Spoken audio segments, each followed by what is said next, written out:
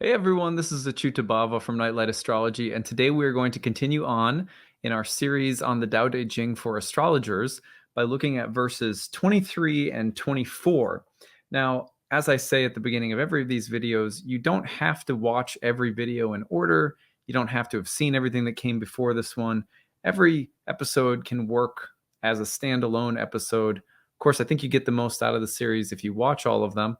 But you could certainly start with today and see what you think of it if you've never listened to these before. The reason that we're doing this is because the Tao Te Ching is one of the oldest spiritual texts and most beloved spiritual texts on the planet, and has long served as one of the main inspirations for my own astrological practice. People ask me all the time, like, how do you generate content, 5 days a week, year round? Well, that's in large part due to the sacred texts that are a part of my reading. Every time that I read a sacred text from the yogic tradition or maybe the Tao Te Ching, the Hermetica, those texts have a way both creatively and poetically and philosophically of inspiring and informing the work that I do and the way that I approach astrology in general. As an astrologer, and I look back on the 2,000 years of astrological history, one thing that you find across the board is that astrologers have always talked about the importance of the underlying spiritual meaning of astrology. Why are we doing this? Why are we here? What does this do for the soul? So these videos are also a way of making sure that as we are taking in content, which is constantly geared toward what's going to happen, what to make of what's going to happen, and so forth, that we're pausing to say, and why are we doing this? So on that note, I will read the 2 verses through as I do every episode, and then I will reread them. And the second time through, I'll pause after each verse and offer some reflections on those verses in light of my daily practice as an astrologer, and hopefully those insights will translate for you as daily consumers of astrological content, or students yourself. So let's go ahead. I'm going to share my screen. I'll put the text for the day up on the screen. I'm going to put this into full screen mode here. So this is verse 23 and 24. Speak little, hold to your own nature. A strong wind does not blow all morning. A cloud burst does not last all day. The wind and rain are from heaven and earth, and even these do not last long. How much less so the efforts of man? One who lives in accordance with the truth becomes the embodiment of Tao. His actions become those of nature, his ways those of heaven. It is through such a one that heaven rejoices, that earth rejoices, that all of life rejoices. Verse 24. On his tiptoes, a man is not steady. Taking long strides, he cannot keep pace. To the self-serving, nothing shines forth. To the self-promoting, nothing is distinguished. To the self-appointing, nothing bears fruit. To the self-righteous, nothing endures. From the viewpoint of Tao, this self-indulgence is like rotting food and painful growths on the body, things that all creatures despise, so why hold on to them? When walking the path of Tao, this is the very stuff that must be uprooted, thrown out, and left behind. Go back and read verse 23 again. Speak little, hold to your own nature. A strong wind does not blow all morning. A cloud burst does not last all day. The wind and rain are from heaven and earth, and even these do not last long. How much less so the efforts of man? One who lives in accordance with the truth becomes the embodiment of Tao. His actions become those of nature, his ways those of heaven. It is through such a one that heaven rejoices, that earth rejoices, that all of life rejoices.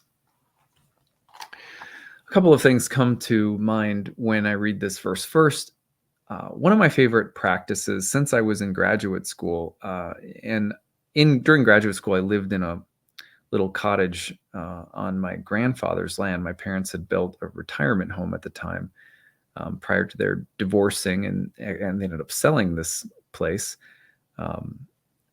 I lived there while I was in graduate school for creative writing, and drove back and forth to the university. This was Central Michigan University that I went to for my master's degree.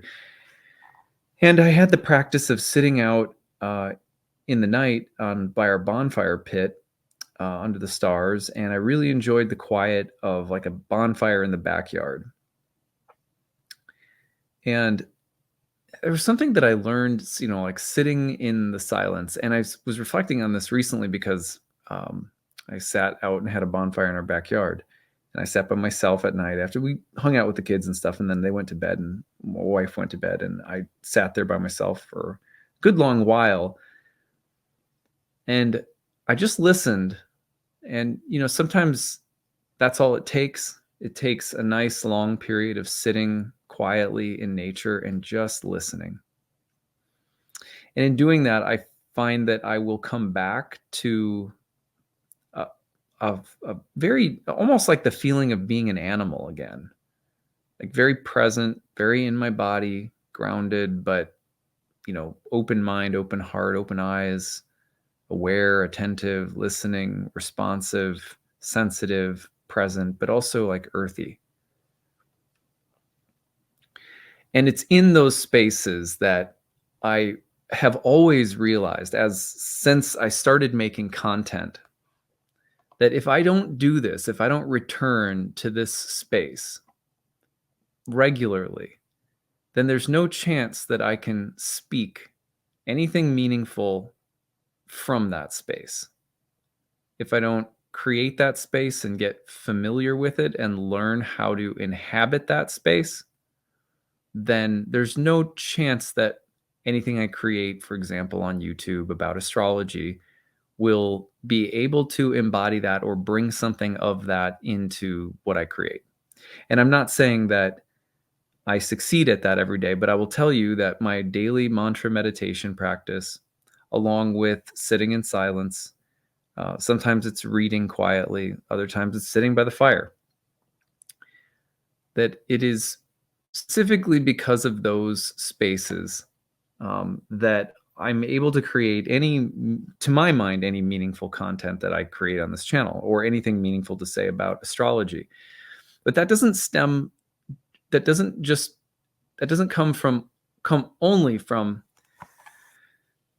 what am I trying to say? What I'm trying to say is that doesn't just apply to creating content. It comes to the way in which I actually relate to astrology itself. It's not just, well, I got to get quiet so I can come up with a good top 10 list for the day, It usually, I start noticing what the planets are doing. As my mind is filling up with thoughts and plans and goals and fears and hopes, and it's the stuff of life. I'm not judging it at all, but my mind becomes filled with those things and turns with those plot lines, just like the heavens are turning and the aspects between the planets are being formed. And I'm filled up and then I'm emptied out. I get something that I want, and then the satiation, and then the emptiness, and then I want something, or there's something I'm doing, it's fun, it's satisfying, and then it's over. But there's these very familiar patterns.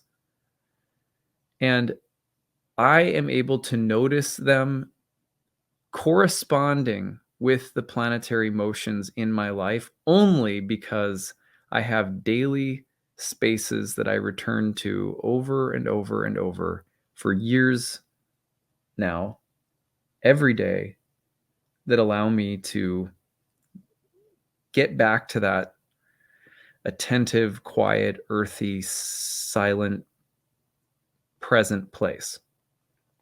I'm not always good at it, but I create time for it. I make sure that I at least try to get into that almost like primal listening position. And it's my feeling that astrology, when you pair it with this kind of mindful practice, like a prayer or a meditation or just a going out into nature and sitting on a stump somewhere, really, and just just listening.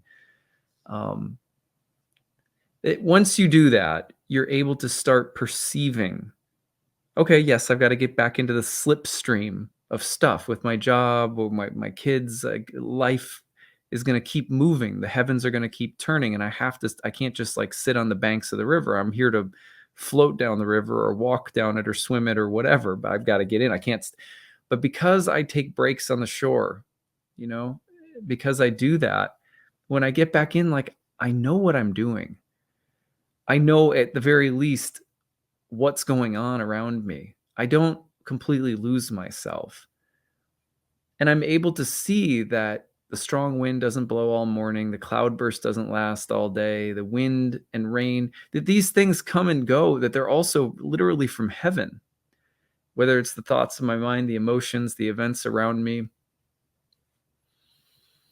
And I can start to appreciate them, like, deeply, feel not just gratitude, like I got something, but gratitude, it's almost more just like an aesthetic reverence and appreciation.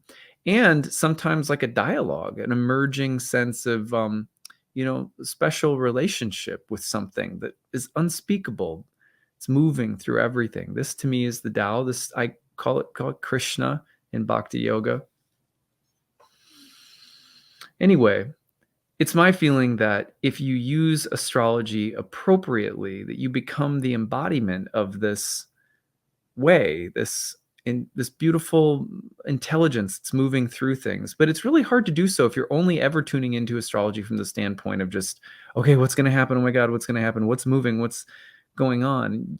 It's really important that we pair it with some kind of reflective quality and notice that in the Tao Te Ching, that's exactly what is being taught to us over and over again. There's all these different kinds of motions. It goes like this, and then it goes like that.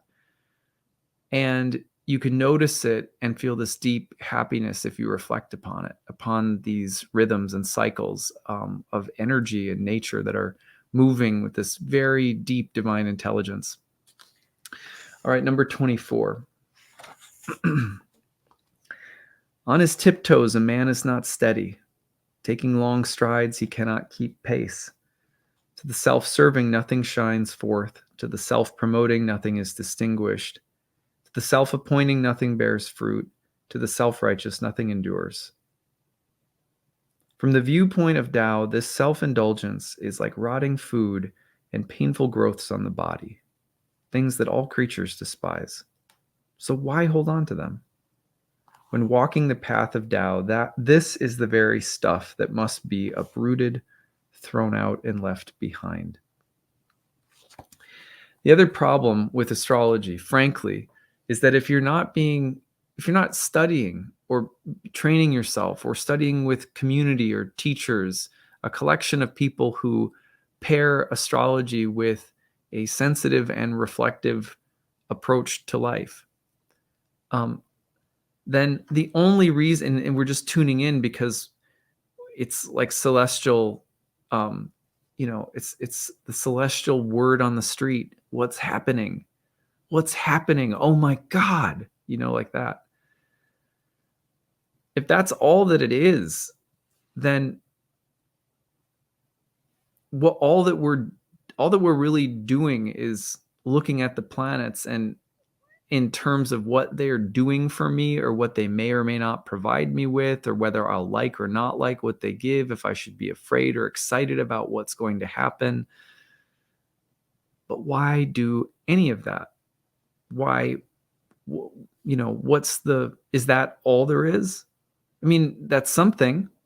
It's something that I care about pretty regularly, but it's not all I care about. Sometimes you just have to sit by the fire and listen really deeply. Because it turns out that if we're nothing but self-serving, sometimes people get black or white and they're thinking, oh, you're either kill the ego, or you're completely self-serving.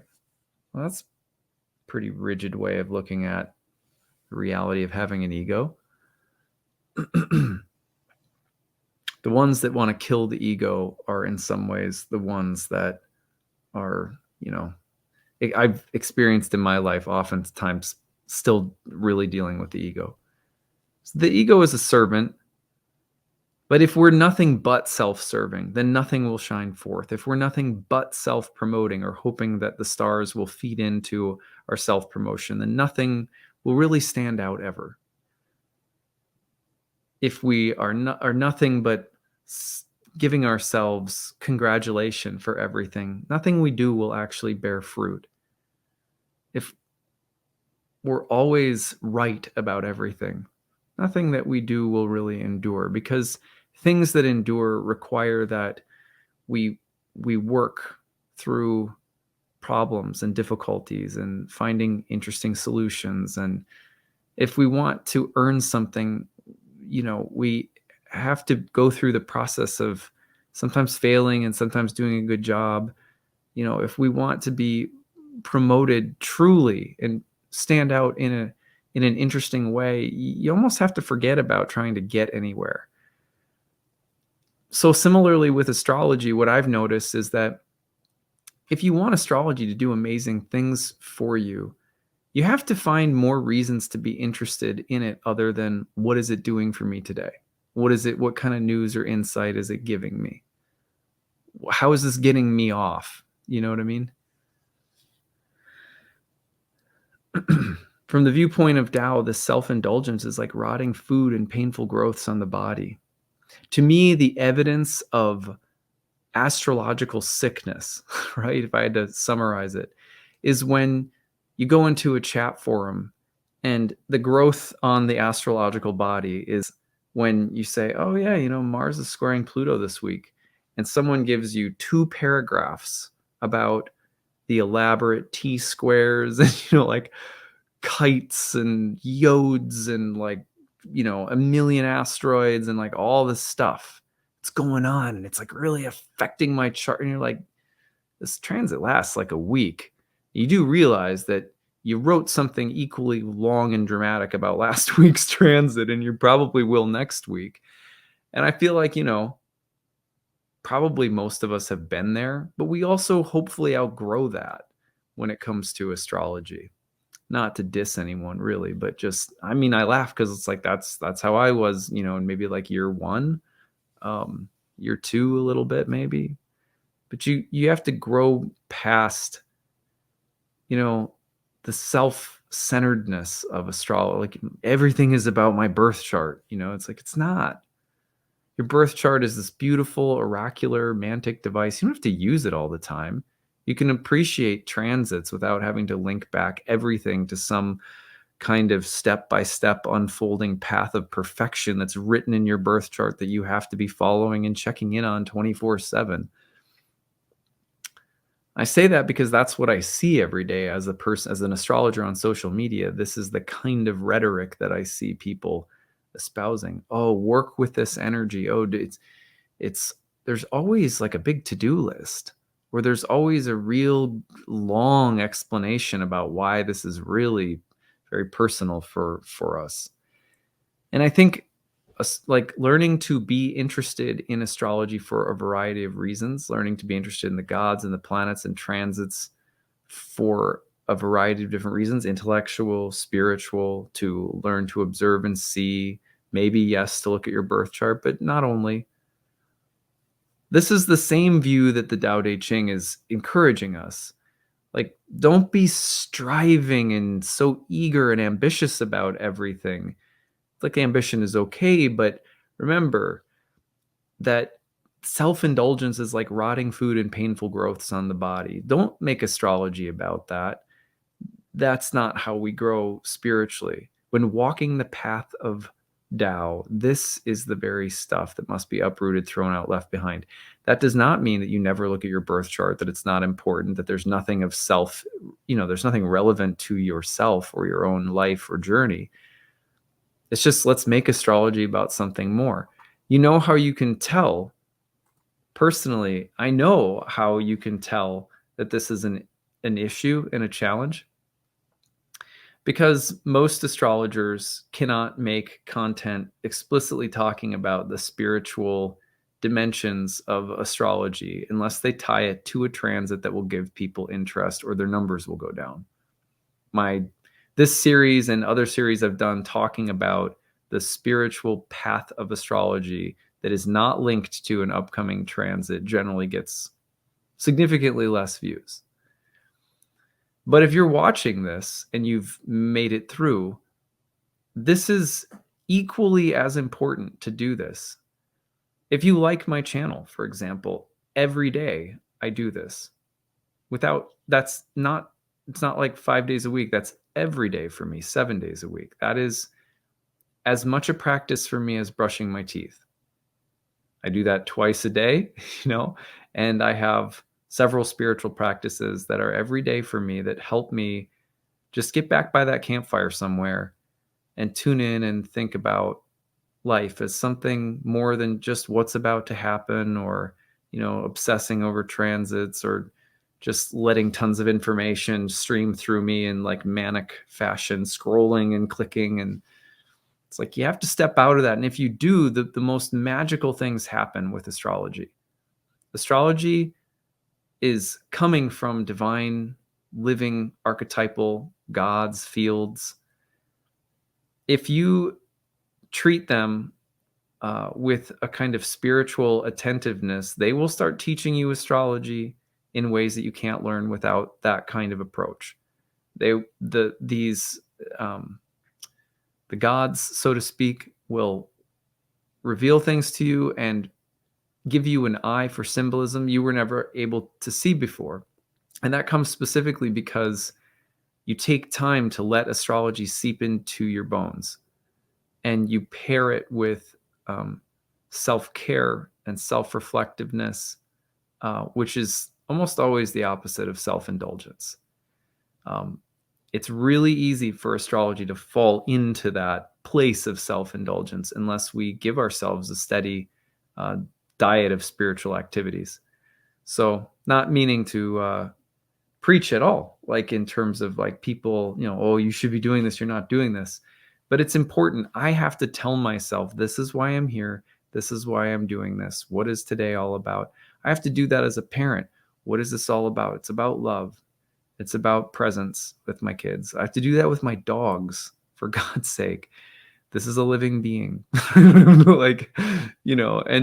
probably a lot of you don't have to think about things so hard, but I do, and that's why it's a practice for me. And I suspect that for many people, it could help to have something like the Tao Te Ching in your life.